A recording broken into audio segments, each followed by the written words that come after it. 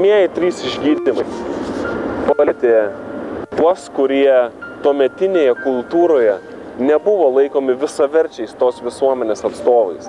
Tai buvo raupsuotieji, moterys ir okupacinės valdžios pareigūnas, Romos kariuomenės šimtininkas. Tuo Matas lyg ir nori parodyti, kad Jėzus priima visus, nepriklausomai nuo to, kokia tavo lytis, koks tavo visuomenės statusas.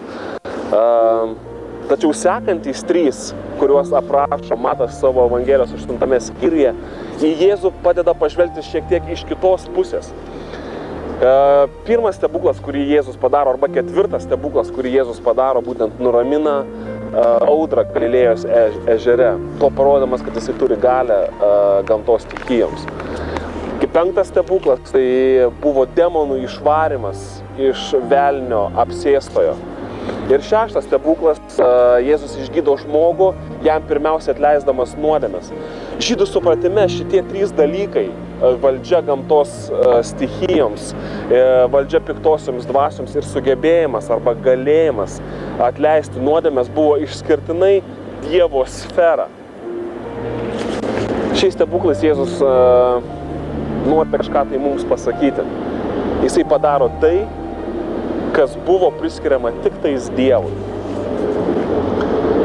Taigi 4 stebuklas. Jėzus su mokiniais įlipa į valtį, ruošdamasis Galilėjos ežerų persikelti į kitą krantą. Ir jiems beplaukiant staiga kyla audra. Galilėjos ežeras buvo žinomas tuo, kad ten audros kildavo staiga ir netikėtai. Ir jos kartais būdavo tokios galingos, kad netgi galėdavo apversti žvejų valtelę.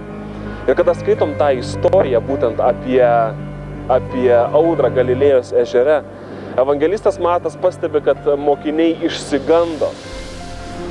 Žinant tai, kad Jėzus mokinių tarpe buvo ne vienas patyręs žvejys, matęs ir šiltą, ir šaltą, matęs įvairių dienų, ir jie išsigando.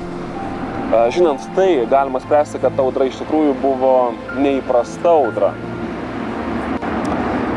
Bet įdomiausia yra tai, kad mokiniai bandė kažkaip tai tą valtį palaikyti ežero paviršiuje virš vandens, o tuo metu Jėzus miegojo. Mato Evangelijoje vienintelė vieta yra, kur Jėzus miega, ilsisi.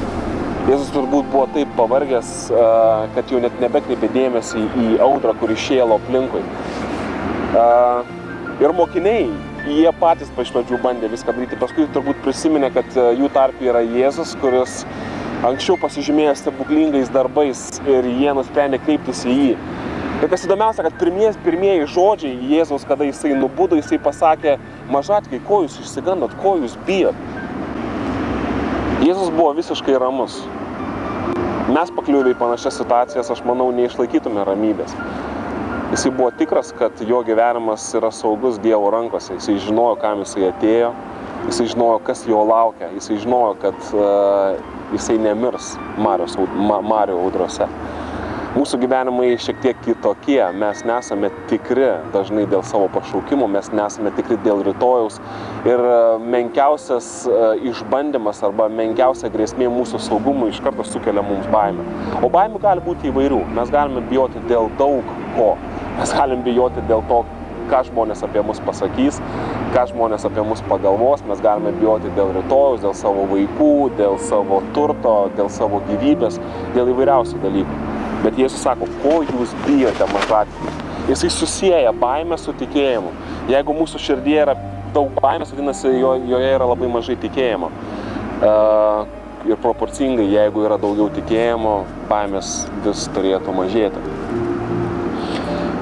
Bet šioje istorijoje man kažkaip krenta į akis mokinių malda, kada jie pamatė, kad patys negali išspręsti iš tos situacijos, jie kreipėsi į Jėzų 2 žodžiais: Dieve, gelbėk.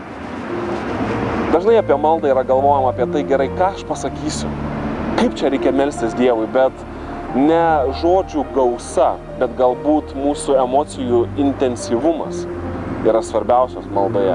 Nesvarbiausia ne ką mes pasakysime ir kaip mes pasakysime, gražiai, negražiai, bet mūsų širdies troškimas, mūsų širdies atsiverimas ir šauksmas yra svarbiausia. Ir mokiniams pakako 2 žodžių: Dieve, gelbėk, ir Dievas stebuklingai veikia jų gyvenimą. Mes kaip Jėzus nesame pašaukti tokiai misijai išgelbėti pasaulio, mes nesame tikri dėl to, kas mūsų laukia rytojuje. Bet kaip ir mokiniai meldėsi Jėzui, padėk mums.